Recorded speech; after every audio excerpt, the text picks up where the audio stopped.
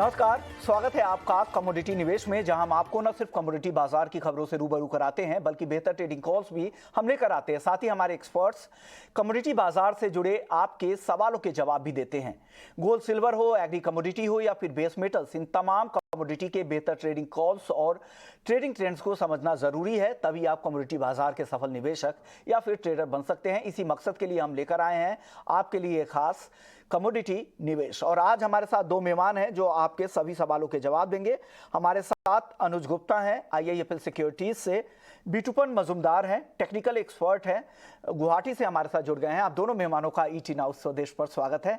और साथ ही आगे हमारे साथ गुरप्रीत सिंह होंगे जो S&P ग्लोबल से, जिनसे हम जानेंगे क्रूड ऑयल प्राइसेस का ओवरऑल आउटलुक। लेकिन सबसे पहले बात गोल्ड और सिल्वर की कर लेते हैं, क्योंकि आज बेहद ही सीमित दायरे में कारोबार हो रहा है। बिटूपन, क्या हो रहा है गोल्ड और सिल्वर में? आज दायरे में फंसता हुआ दिख रहा है। क्या शाम के सत्र में यहां पर कुछ एक्शन की उम्मीद है और उस उम्मीद में किस तरफ का ट्रेड करना चाहिए? देखिए, मोमेंटम तो ओवरऑल गोल्ड का पॉजिटिव है, लेकिन क्या है ना, फिर जो मई में अभी कुछ दिन बाद 7-8 दिन के बाद फेड का मीटिंग है, तो उससे पहले थोड़ा मार्केट कंसोलिडेट कर रहा है। और अगर फेड से ज्यादा क्लैरिटी आ जाता है डोविस वाला, तो फिर ये तेजी में रहेगा। लेकिन एक तो मान के चलिए, गोइंग फॉरवर्ड गोल्ड तो तेजी में ही है, बस यहाँ पे हल्का रुक रहा है। गोइंग फॉरवर्ड एक तेजी रहेगा, लेकिन इंट्राडे में भी आज थोड़ा सा ऐसा है कि कल का जो भी क्लोजिंग था, मॉडरेटली गोल्ड एंड सिल्वर दोनों का अच्छा ही था। और स्पॉट सिल्वर में भी देखता हूँ तो एक डोजी या इंड्यूसिव क्लोजिंग हुआ सेलिंग के बाद। तो आज लग रहा है कि गोल्ड थोड़ा बाय पे रहना चाहिए। 60,100 के आसपास जो एमसीएक्स का गोल्ड है उसका भाव मिलता है, तो यहाँ से 70 रुपए नीचे, तो वहां पे मेरे हिसाब से लेना चाहिए। 59,700 के नीचे स्टॉप लॉस बनेगा और 60,600 का आपका गोल्ड का टारगेट रहेगा। वैसे सिल्वर भी मुझे लग रहा है थोड़ा डिप्स में आ जाता है, तो ले लीजिएगा 74,000 के आसपास बाय करना, लेकिन स्टॉप थोड़ा इसका ज्यादा होगा 73,400 के आसपास। और मेरे हिसाब से अगर ये मोमेंटम लेके आता है तो यहाँ पे कल का जो हाई है 74,800, 75,000 के आसपास मार्केट जा सकता है। लेकिन बहुत ज्यादा तेजी नहीं होने से भी बॉटम लेवल पे बाइंग या डिप्स में buying is a safer idea. और जो होल्डिंग पर्सपेक्टिव से अभी भी मार्केट में तेजी है, ज्यादा टेंशन लेने के लिए अभी नहीं है, तो हमेशा इंट्राडे में भी बाई कीजिए। और जिनको होल्डिंग पर्सपेक्टिव से भी है, करेक्शन यहाँ से गोइंग फॉरवर्ड ओवर हो सकता है कुछ दिन बाद। चलिए, तो ये व्यू आपके लिए बिटूपन मजुमदार साहब की तरफ से आ रहे हैं। गोल्ड को खरीदने की सलाह दे रहे हैं 60,100 रुपए पे। स्टॉप लॉस इस ट्रेड में आपको लगाना है 59,750 रुपए का और टारगेट है 60,600 का। तो इनको लगता है कि अभी भी जो ट्रेंड है वो इंटैक्ट है, तो चिंता की बात नहीं है, खरीदारी करें। लेकिन जो स्टॉप लॉस बता रहे हैं उसको जरूर फॉलो कीजिएगा अगर आपको ट्रेड करना है तो। अनुज जी, आप क्या सलाह दे रहे हैं गोल्ड और सिल्वर में आज?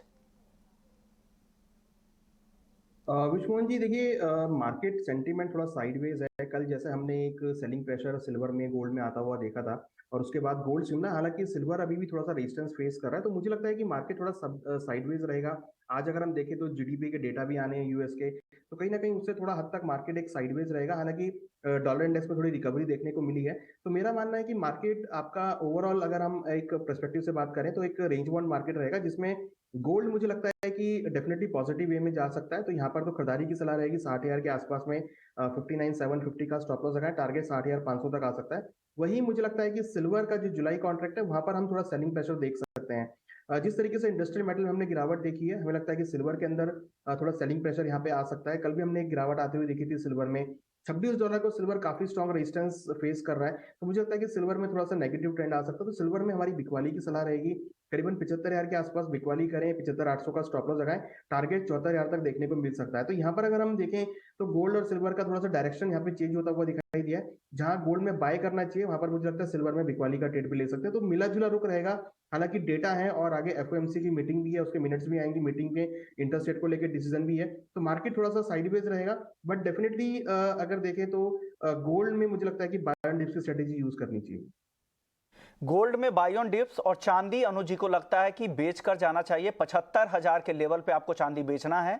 75,800 रुपए का स्टॉप लॉस यहां पर लगा ले और टारगेट इस ट्रेड के लिए 74,000 रुपए का अनुज जी दे रहे हैं। चलिए, गोल्ड और सिल्वर की बात हो गई तो कुछ दर्शकों के सवाल भी ले लेते हैं।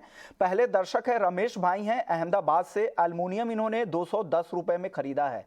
बीटूपन क्या करना चाहिए इनको? 210 की बाइंग है और जो करंट भाव है वो है 208 रुपए के बेहद करीब। क्या करे? 2 रुपए के ऊपर और तेजी की उम्मीद है क्या एल्युमिनियम में? रुके और ट्रेड में स्टॉप लॉस क्या लगा ले? देखिए, पहली बात तो जो है एल्यूमिनियम फिलहाल के लिए इतना तो नहीं गिरा जितना कॉपर में सेल ऑफ है, या यहाँ पे एक रेंजिंग जैसा मूवमेंट है। मेरे हिसाब से 210 या 211 गोइंग फॉर बन सकता है।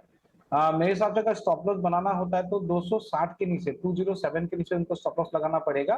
और पुल बैक भी आता है 210-11 जो भी है वहां पे निकल जाइए। और एल्यूमिनियम के काउंटर में इतना एक्टिविटी फास्ट नहीं हो रहा जितना बेस मेटल में कॉपर एंड जिंक में है, तो फोकस जहां पे पार्टिसिपेशन ज्यादा है, जहां पे ट्रेंडिंग है, उसमें फोकस करना है। तो पुल बैक में मेरे हिसाब से एल्यूमिनियम निकल जाएगा 260 के नीचे स्टॉप लॉस मेंटेन करके। व्यू आपके लिए एल्युमिनियम पे दे रहे हैं। पंकज ठाकुर हैं झांसी से, सोने चांदी में कब निवेश करना चाहिए? ये उम्मीद में होंगे कि गिरावट आएगी, क्योंकि जिस तरह से अचानक से तेजी आई और अब 60,000 के आसपास ही टिक गया है सोना, नीचे आ नहीं रहा है। उम्मीद कर रहे होंगे कि कम हो भाव तो खरीदे, निवेशक है। और चांदी में भी लग रहा है कि कब गिरावट आए। इस तेजी में जो पार्टिसिपेट नहीं करते हैं उनको हमेशा लगता है कि हम छूट गए। क्या लग रहा है अनुज जी, क्या इन लोगों को मौका मिलेगा और किस लेवल पे निवेश के लिए इनको एंट्री करनी चाहिए और कब तक वो लेवल मिलेगा? देखिए, गोल्ड सिल्वर जब भी हम देखते हैं कि डिप मिलता है तो वहां से एक अच्छी नया हाई बनाता है, तो गोल्ड सिल्वर में हमेशा से इन्वेस्टेड आप रहें। बेशक आप एसआईपी के फॉर्म में इन्वेस्टमेंट करें या स्टैगर्ड वे में इन्वेस्टमेंट करें, तो मुझे लगता है कि गोल्ड और सिल्वर में हमेशा से ही अगर आप इन्वेस्टमेंट करके रखते हैं तो आपको एक अच्छे रिटर्न्स देखने को मिल सकते हैं।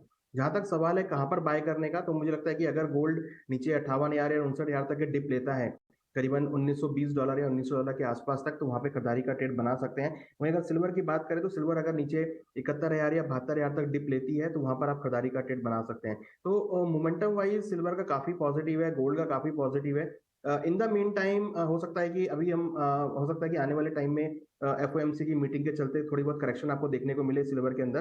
तो जो डिप मिलता है 72,000 के आसपास तक, तो वहां पर एक्यूमुलेट करना चाहिए।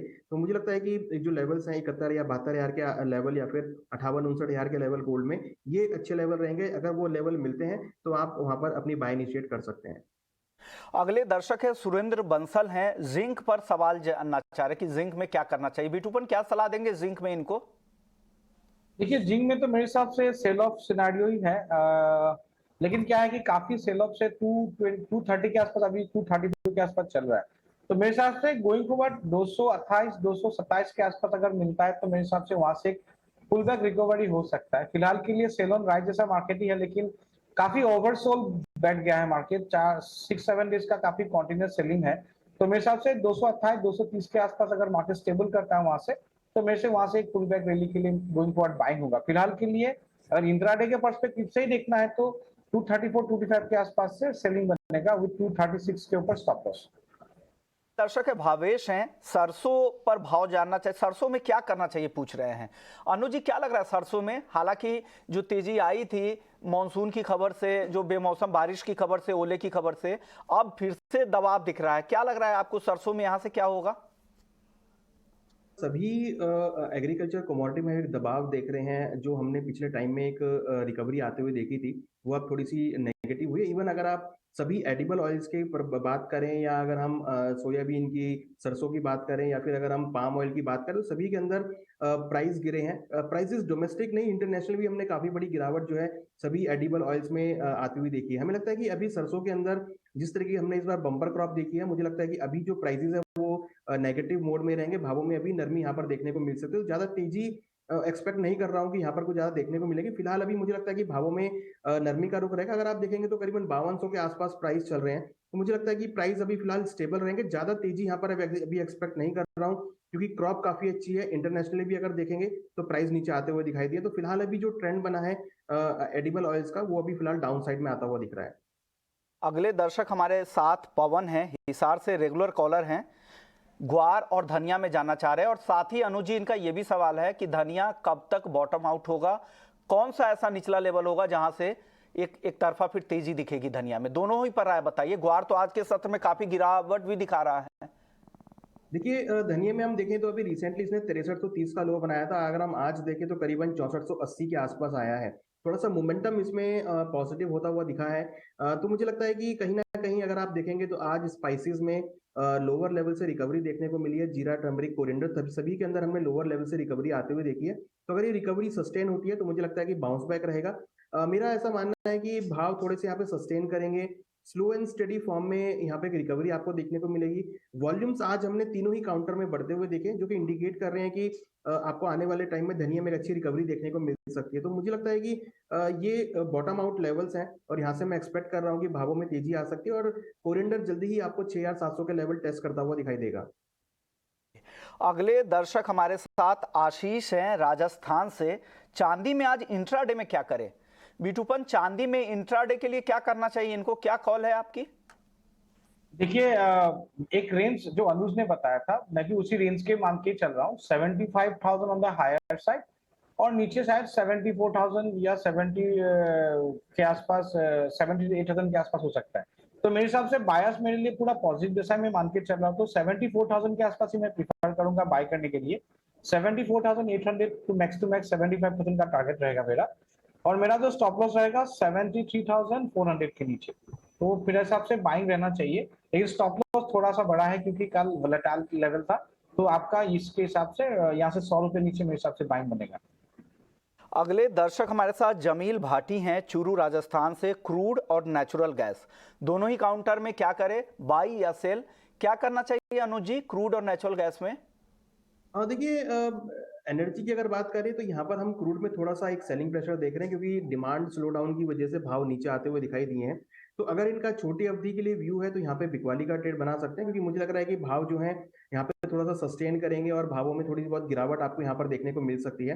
तो नीचे मैं एक्सपेक्ट कर रहा हूँ कि एक बार 6200 तक के लेवल आ सकते हैं। अगर इनका लंबी अवधि का व्यू है तो मेरे हिसाब से इनको रुकना चाहिए। भाव अगर नीचे 6000 या 6100 के आसपास मिलते हैं तो वहां पर आप बाय इनिशिएट भी कर सकते हैं। बट करंट रेट से मुझे लगता है कि थोड़ा सेलिंग प्रेशर आपको क्रूड में आता हुआ दिखाई देगा, क्योंकि डिमांड कंसर्न जो है वो क्रूड के लिए वैल्यूएबल है और डिमांड स्लो डाउन की वजह से हम कम देख रहे हैं। तो मुझे लगता है कि क्रूड में आने वाले टाइम में थोड़ा सेलिंग प्रेशर आपको शॉर्ट टर्म में देखने को मिल सकता है।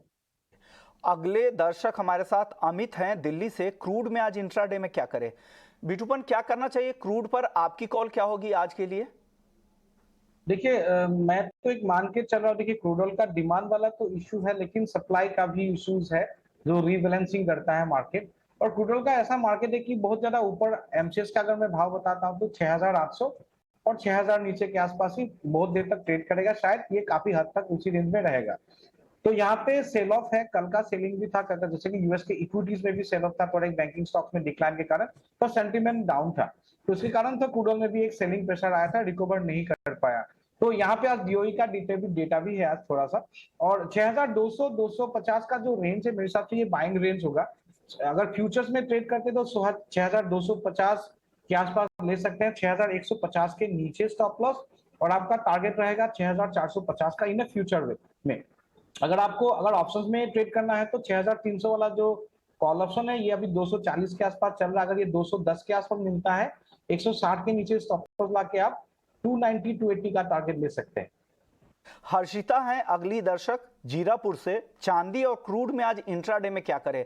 अनुज जी आपके फॉलोअर हैं, आपसे ही सवाल पूछना चाह रही हैं, क्या जवाब देंगे? देखिए मेरा आज थोड़ा सा नेगेटिव ट्रेंड है, क्योंकि कल हमने जो गिरावट देखा था, मुझे लगता है कि आज भी थोड़ा सेलिंग प्रेशर आ सकता है। तो क्रूड में करीबन 6,400 के आसपास बिकवाली करें, 6,550 का स्टॉप लॉस लगाएं, टारगेट 6,200 तक हो सकता है। और सिल्वर के अंदर करीबन 75,000 के आसपास बिकवाली करें, 75,800 का स्टॉप लॉस लगाएं, टारगेट नीचे 74,000 तक देखने को मिल सकता है। तो दोनों ही काउंटर में सेल ऑन राइज की स्ट्रेटेजी यूज कर सकते हैं। नीरज हैं दिल्ली से। चांदी सिल्वर मिनी इन्होंने 3 लॉट 70,000 पर सेल किया है। बिटूपन आप बताइए, क्या इनको जून तक 70,000 का लेवल दिखेगा क्या चांदी में? देखिए पहली बात तो यह है कि ये जो स्पॉट सिल्वर में भी अगर आप कोई भी चार्ट देखते हैं, क्योंकि अब ये बुलिश मोमेंटम के बाद मार्केट थोड़ा कंसोलिडेट कर रहा है और ये जब तक 24.60 का जो लेवल होल्ड करता है स्पॉट लेवल पे, या एमसीएक्स में 73,000 के आसपास अगर ये लेवल होल्ड करता है, तब तक मार्केट में कोई करेक्टिव मूव नहीं दिखना चाहिए और बड़ा एक्सटेंशन नहीं होगा, क्योंकि ये छोटा करेक्शन है। और एक चीज क्या है कि जो एफओएमसी के जो भी मीटिंग के जो आउटकम है मोस्टली डिस्काउंटेड जैसे भी है, क्योंकि जो 25 बेसिस पॉइंट का जो हाइक का है वो ऑलमोस्ट डिस्काउंटेड है। और जो फेड की स्टेटमेंट रहेगा वो काफी इंपॉर्टेंट रहेगा, लेकिन सिनेरियो ऐसा नहीं कि यहाँ पे और रेट हाइक ज्यादा कॉन्टिन्यूसली रहेगा, क्योंकि यहाँ पे एक टॉपिंग पॉइंट जैसा होगा। यहाँ पे प्रोबेबली जो रेट हाइक बंद हो सकता है कुछ दिन बाद, या गोइंग फॉरवर्ड अगर रिसेशन वाला सिनेरियो बनता है तो रेट कट हो सकता है। तो ये दोनों जब सिनेरियो है, गोल्ड एंड सिल्वर के लिए बुलिश है। गोइंग पर शायद सिल्वर 85,000 भी पहुंच जाए, गोल्ड शायद 63,000 के आसपास पहुंच जाए। तो वो सब सिनेरियो में आप कॉन्ट्रा व्यू लेके बैठना मेरे हिसाब से सेफ नहीं है। अगर कोई भी आपको छोटे मोटे आपको डिप्स मिल जाता है, करेक्शन मिल जाता है, तो वहां पे निकल के मेरे हिसाब से तेजी का पोजीशन ही बनाइए। अगले दर्शक हैं विशाल हैं सूरत से। कॉपर और जिंक में क्या करना चाहिए, क्या करना चाहिए अनुज जी कॉपर और जिंक में विशाल को? देखिए, कॉपर और जिंक में हालांकि थोड़ा सा ट्रेंड यहाँ पर डाउन होता हुआ दिखाई दिया है, तो मेरे हिसाब से यहाँ पर अभी थोड़ी बहुत करेक्शन और देखने को मिल सकती है। हालांकि अगर आप टेक्निकल चार्ट वाइज जाएंगे तो दोनों ही काउंटर अब ओवरसोल्ड जोन में है, जहां पर मुझे लगता है कि एक बाउंस बैक आ सकता है। मगर फिलहाल अभी मुझे लग रहा है कि एक बार कॉपर और जिंक में एक सेलिंग प्रेशर आ सकता है। तो कॉपर में बिकवाली की सलाह रहेगी, करीबन 743 में बिकवाली करें, 748 का स्टॉप लॉस अगर टारगेट नीचे करीबन 738 तक देखने को मिल सकता है। वहीं जिंक में भी हम एक्सपेक्ट करें कि एक बार नीचे 232 230 तक के लेवल आ सकते हैं, तो वहां पर बाई इनिशिएट कर सकते हैं। तो फिलहाल अभी दोनों ही काउंटर में जो है बिकवाली की सलाह रहेगी वेरी शॉर्ट टर्म के लिए। अगले दर्शक है नवनीत हैं जीरापुर से। 3 सवाल है इनका। अनुज जी बताइएगा, 60,400 पे गोल्ड, 75,200 रुपए पे चांदी और 6440 रुपए पे क्रूड, तीनों कॉल इन्होंने बाई कर रखा है, क्या करना चाहिए? आपसे ही सवाल पूछ रहे हैं। बाय है, इसको होल्ड कर सकते हैं। हमारा मानना है कि गोल्ड के अंदर आपको बाउंस बैक देखने को मिलेगा, और जहां तक सिल्वर और क्रूड का है, तो अगर ये रिकवरी करते हैं तो एट कॉस्ट आपकी अगर पोजीशन आती है तो वहां पर आप निकल सकते हैं। क्योंकि हमें लग रहा है कि थोड़ा सा जो ट्रेंड है आज एक साइडवेज टू डाउन हो सकता है सिल्वर और क्रूड के अंदर, तो वहां पर आप एग्जिट करने का ट्रेड बना सकते हैं। सर पवन फिर से पूछ रहे हैं अनुज जी आपसे कि उन्होंने ग्वार सीड को लेकर कुछ आउटलुक नहीं बताया। ग्वार सीड में क्या आउटलुक है? आज काफी गिरावट है। देखिए, ग्वार में 5500 का एक सपोर्ट था जिसको मार्केट काफी टाइम से वेट कर रहा था, और आज इसने उसको ब्रेक किया है। बट अभी भी आप देखेंगे तो जो यहाँ पर लो बनाया था वो करीबन 5464 का लो बनाया था, कॉन्ट्रैक्ट लो बनाया था। मुझे लगता है कि मार्केट उसको एक बार टेस्ट करेगा और उसके बाद फिर आपको फर्दर गिरावट देखने को मिल सकती है। बट फिलहाल मुझे लगता है कि कहीं ना कहीं मार्केट जो है काफी ओवरसोल्ड जोन में आता हुआ दिख रहा है। तो एक बार एक्सपेक्ट कर रहा हूँ कि ये जो लो है मार्केट का 5464 का, वो इस पर ब्रेक कर सकता है। तो 5400 के आसपास अगेन हम एक फ्रेश बाइंग आते हुए देखेंगे, जहां पर फिर हमें एक रिकवरी का ट्रेंड देखने को मिल सकता है। हालांकि रेजिस्टेंस साइड में 5700 एक रेजिस्टेंस के तौर पर देखने को मिल रहा है। 5700 के ऊपर अगर मार्केट ब्रेक करता है तो फिर हमको एक नई तेजी ग्वार में देखने को मिलेगी। राजा पटेल हैं। सवाल है कि चने का फ्यूचर क्या लग रहा है, क्या लग रहा है अनुज जी आपको चने में? देखिए, अगर हम पल्सेस की बात करें तो पल्सेस के अंदर एक रेंज बाउंड मोमेंटम हमने देखा है यहाँ पर। वहीं अगर आप देखेंगे तो चना करीबन 4,900 के आसपास ट्रेड कर रहा है, 4,900 5,000 के आसपास में, जहां पर भी हमने अराइवल बढ़ने की वजह से भावों में नरमी आते हुए देखी है। फिजिकल मार्केट के अंदर भी भाव थोड़ा सा नरम हुए हैं। मेरा मानना है कि अभी फिलहाल क्योंकि अराइवल चली है, काफी अच्छी आई है और एक सेलिंग प्रेशर आ रहा है, तो अभी फिलहाल चने के भावों में थोड़ी सी नरमी और देखने को मिल सकती है। एक बार मुझे लग रहा है कि नीचे 4800 तक के लेवल आपको चने में देखने को मिल सकते हैं। यानी चने में 4800 के भी नीचे के लेवल दिख सकते हैं। हालांकि पिछले कुछ समय से चने के भाव में रिकवरी दिख रही है, अभी एमएसपी के भाव के आसपास ही चल रहा है। अगले दर्शक है सतबीर हैं पानीपत से। अप्रैल की चांदी इस समय 74,000 और जून की चांदी इस समय 75,200 है, तो क्या आप कौन सी चांदी बेचने और खरीदने की सलाह देंगे? क्या बीटूपन आप इस जवाब दीजिए इनको। देखिए, आपको मेरे हिसाब से चांदी में तो मैं बुलिश हूँ। मैं पहले से ही बता रहा हूँ कि मेरे हिसाब से आप अगर नेक्स्ट कॉन्ट्रैक्ट को ले सकते हैं तो वहां पे भी थोड़ा सा यहाँ पे जो भी है मार्केट से 100-150 रुपए नीचे आप मेरे हिसाब से बाइंग कर सकते हैं। अगर आपका पर्सपेक्टिव डिपेंड करता है कि आपको होल्डिंग पर्सपेक्टिव से काम करना है कि इंट्राडे पर्सपेक्टिव में, और इंट्राडे पर्सपेक्टिव में थोड़ा रेंजिंग है मार्केट, बहुत ज्यादा तेजी भी नहीं रहेगा, लेकिन इसका मतलब नहीं कि ये स्लाइड कर जाएगा। डेटा जो भी है यूएस का डेटा, तब भी थोड़ा सा मार्केट को थोड़ा स्लाइड वोलेटिलिटी दे सकता है। लेकिन आउटलुक पॉजिटिव भी है मेरे हिसाब से दोनों कॉन्ट्रैक्ट में। अगर आप शॉर्ट टर्म में भी देख सकते हो, आप लॉन्ग टर्म के लिए होल्डिंग के लिए भी देख सकते हो, तो मेरे हिसाब से बाइंग ही मेरे हिसाब से प्रिफरेबल है। और जो इमीडिएट कॉन्ट्रैक्ट है, मुझे लग रहा है कि ये 75,000 के आसपास हो सकता है। देखिए, आप क्लैरिटी के लिए शॉर्ट टर्म डायरेक्शन तभी बनेगा जब 75,800 के ऊपर जब कॉन्विंसिंगली सिल्वर क्लोज देगा, तब ये रूट क्लियर हो जाएगा 78,000 टू 80,000 के लिए, तो वो जरा क्लैरिटी मूव रहेगा। फिलहाल के लिए रेंजिंग में, लेकिन बायस पॉजिटिव में है। और ये क्लैरिटी भी चाह रहे थे आप, सिल्वर मिनी में जब ट्रेड करते हैं ना, तो वो आपका कॉन्ट्रैक्ट है अप्रैल और जून का, लेकिन जो सिल्वर का जो बेस कॉन्ट्रैक्ट है वो मई का और जुलाई का वायदा है, और जो स्क्रीन पर जो ये कॉल दिखाए जा रहे थे, जो अनुज जी की जो कॉल थी, जो बेचने की सलाह थी, वो मई के वायदा में बेचने की सलाह थी। मैं राइट हूं अनुज जी? बिल्कुल। तो ये क्लैरिफिकेशन आपकी तरफ से, आपने कहा कि कॉन्ट्रैक्ट मंथ भी बता दीजिएगा। चलिए अगले दर्शक हमारे साथ नेचुरल गैस पर सवाल लेकर आए हैं। क्या करना चाहिए नेचुरल गैस में? बीटूपन क्या सलाह है? छोटा जवाब दीजिएगा नेचुरल गैस पर। नेचुरल गैस में देखिए तेजी तो था लेकिन एक 175 का बेस बना के मार्केट में 200 तक रैली दिया, लेकिन सस्टेन नहीं किया। तो यहाँ पे 190 टू 188 का रेंज मिलता है तो बाय बनेगा। फिर एक बार मार्केट ट्रेवल कर सकता है 200 से 205 तक, तो वहां पे बाइंग है। 175 का स्ट्रिक्ट लेवल है जहां पे नीचे आपका स्टॉप लॉस रहना चाहिए। शुक्रिया बीटूपन आपका, अनुज जी आपका, आप लोगों ने वक्त निकाला और दर्शकों के सवालों के फटाफट से जवाब दिए। लेकिन जाते जाते अब आपको बता देते हैं कि गुरप्रीत सिंह जी से हमने आज बात की है S&P ग्लोबल कमोडिटी इनसाइट्स से। उन्होंने क्या कहा, क्या लगता है क्रूड ऑयल प्राइसेस को लेकर, पूरा ग्लोबल आउटलुक उन्होंने हमें समझाया। आइए सुन लेते हैं। पिछले एक साल से जिस तरह के ऑयल प्राइसेस में वॉलेटिलिटी दिखी है, और खास करके रूस यूक्रेन वॉर के बाद से, क्या लग रहा है, क्या इस तरह की वॉलेटिलिटी आने वाले समय में भी जारी रहेगी? अभी तो वॉलेटिलिटी काफ़ी कम हो चुकी है। आप देख सकते हैं कि पिछले 2-3 महीने में प्राइसेस काफ़ी स्टेबल हैं, और प्राइसेस एक ऐसे लेवल पे आ गई थी कि जिस पे रशिया और सऊदी को प्रोडक्शन कट करना पड़ा प्राइसेस को सपोर्ट करने के लिए। तो अभी जनरली सप्लाई इतना बड़ा फैक्टर नहीं है जो पिछले साल था। रिस्क था कि रशियन सप्लाई चली जाएगी मार्केट से, वो मार्केट में है अभी। अब मेन जो फोकस है मार्केट का वो है डिमांड पे और चाइना पे, और सब यही देख रहे हैं कि सेकेंड हाफ में जाते हुए चाइना की डिमांड कैसे रिकवर करती है, और प्राइसेस बेसिकली उसी पे फैक्टर करके आगे बढ़ेंगे। ओके, S&P 500 का क्या प्राइस का क्या आउटलुक है? ब्रेंट का अगर हम रेंज अगर हम जानना चाहें 2023 के लिए, तो क्या लग रहा है?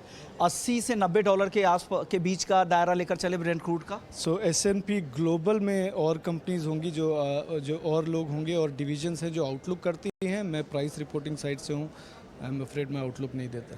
ओके, अब डिमांड की बात, जैसा आपने कहा कि चाइना को लेकर काफ़ी ऑप्टिमिस्टिक है पूरा मार्केट, लेकिन दुनिया में कई सारे ऐसे पॉकेट्स हैं, जिस तरह से ग्लोबल जितने भी बड़े सेंट्रल बैंक्स हैं वो लगातार ब्याज दरें बढ़ा रहे हैं, इन्फ्लेशन को लेकर चिंता है। तो क्या इससे ग्लोबल ग्रोथ पर असर होगा, और उसका सीधा असर डिमांड पर देखने को मिलेगा, और वो प्राइसेस पर दबाव बना सकते हैं आने वाले समय में? सो वो प्राइसेस पे ऑलरेडी दबाव बना रहा है, और इसीलिए कंट्रीज़ जैसे चाइना हो गई, इंडिया हो गई, इसीलिए इतना फोकस चाइना पे है, क्योंकि मार्केट बेसिकली फैक्टर इन कर रही है कि ऑलरेडी जो वेस्ट है, जो सेंट्रल बैंक है, ECB है, फेड है, इंटरेस्ट रेट बढ़ा के अपनी इकोनॉमी को कूल करने की कोशिश कर रहा है। उसका असर डिमांड पे होगा। तो मार्केट को ऑलरेडी पता है कि डिमांड जो है कम हो सकती है वेस्ट में, तो जो पॉकेट ऑफ स्ट्रेंथ है वो ईस्ट में है। इस टाइम चाइना ने पिछले साल से जब रीओपन किया है, तो चाइना बेसिकली बहुत सारा कच्चा तेल खरीद रहा है, लेकिन अभी तक वो उतना कंज्यूम नहीं कर रहा है। वो क्या कर रहा है, कोई एक मर्चेंट रिफाइनर की तरह बहुत सारा कच्चा तेल खरीद के पेट्रोल और डीजल एक्सपोर्ट कर रहा है। ठीक है, तो उससे बाकी रिफाइनर्स के भी प्रॉफिट में कमी आती है, क्योंकि वो मार्केट को फ्लड कर रहा है इतने सारे प्रोडक्ट से। तो असली देखना पड़ेगा कि चाइना बहुत तेल खरीद तो रहा है, कच्चा तेल, पर अगर चाइना कंज्यूम करना शुरू करेगा हायर रेट पे, तब जाके मार्केट को कहीं डिमांड से सपोर्ट